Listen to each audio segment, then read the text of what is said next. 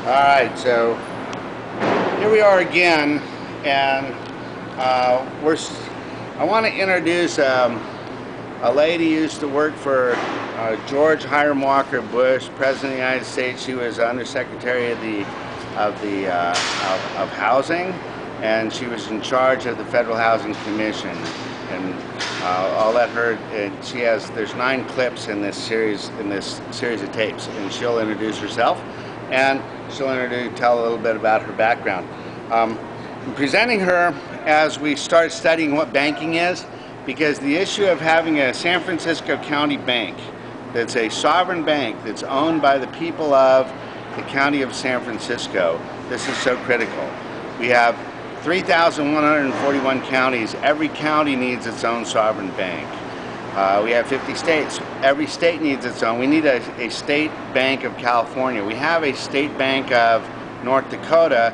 In October of 2008, when the economy melted down, North Dakota did not melt down. It stayed sovereign and it stayed solvent, and it did not have the interlocking agreements with the Federal Reserve banking system, which we believe, a number of us believe, is unconstitutional.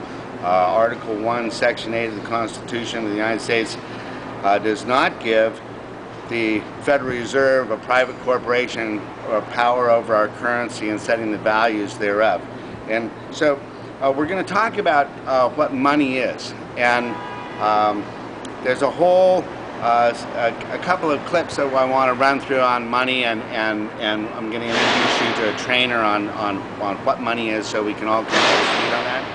In San Francisco, we're starting here because this was the original mint.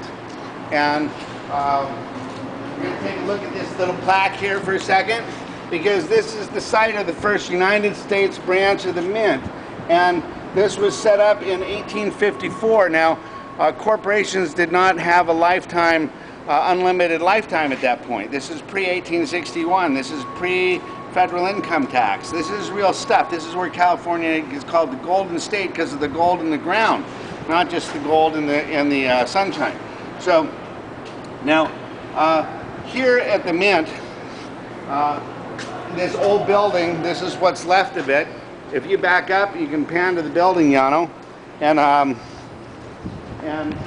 so we see what typically goes on in San Francisco to avoid taxation, where we use a false front of the remaining property, and then we build a high-rise. And here in this neighborhood, we're looking down Commercial Street at the Embarcadero Center, the Rockefeller Center on the West Coast, and so these are all banks around here. This is the banking hub of San Francisco. A little further up this way is Chinatown. We're at the old Montgomery Cove, where all the boats came in 1849 at the gold rush. And I'm not focusing on gold as our new common standard of money, although gold and silver and commodities like that will be interesting to some people. We're focused on what's called in San Francisco County term, it would be called script. In San Francisco and California will be the California, a California state note.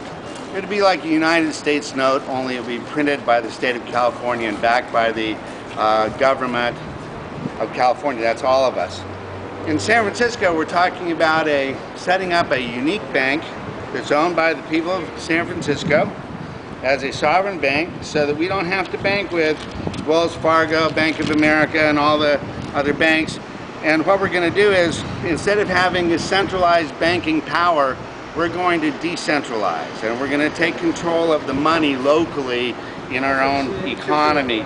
And there's nothing radical about this at all. This is actually very prudent, old-fashioned, conservative thought. So we're going to keep the money local.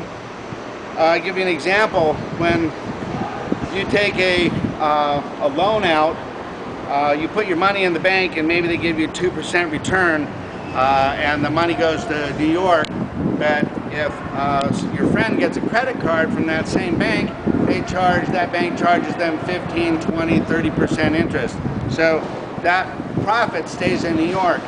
And why doesn't that profit stay in San Francisco? Why do we have to share that with New York? If we own the bank, there's no reason we have to share our money and our profit and the basis points of our profits.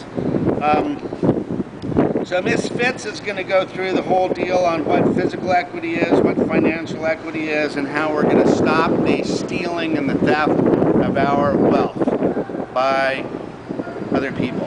And we're going to keep that in. And so, without further ado, there's 9 tapes for you to run through, and she's going to discuss things like where the housing bubble came from. She's going to discuss how this was all planned. She's going to discuss what fraud closure gate is a little bit. She's going to discuss how financial reform really is not financial reform.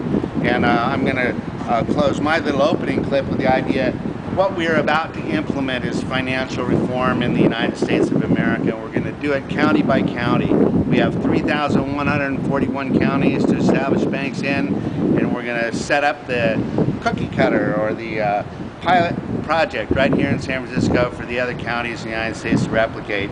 And the same charter that we're going to be, this is going to be a state chartered bank. The San Francisco Bank will be chartered by our state offices in Sacramento. Just like the Bank of North Dakota is chartered by Bismarck, North Dakota, the government of North Dakota, and just like that bank is set up as a state model for all the states to replicate, we will set up a county model for all the counties to replicate, and that's one of the critical platforms in my campaign for the mayor of San Francisco. I'm really interested in everybody's health, wealth, and prosperity. It's not just our common welfare. Let's all enjoy what really is called prosperity, and that's it.